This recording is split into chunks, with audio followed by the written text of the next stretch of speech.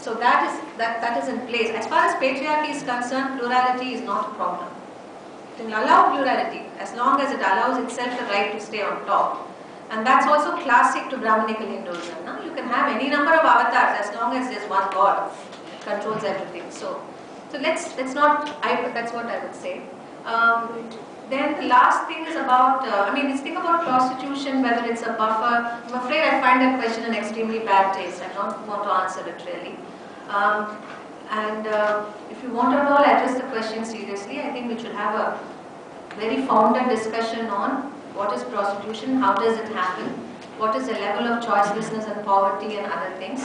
Why do some women who get into prostitution want to organize themselves and form a public presence in terms of a union to fight for their rights? I think there are any number of issues we need to discuss before we sort of throw out terms like prostitution, is it a buffer against sexual violence? I'm not sure that question is even rightly posed.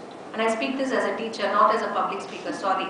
You will have to read a lot more before I even get into an argument with you on this subject. I take the power invested in me to answer that question now. So, let me just finish. And then the last thing about the law, yes, Flavia Agnes had done this review of rape cases over a period of time in several high courts.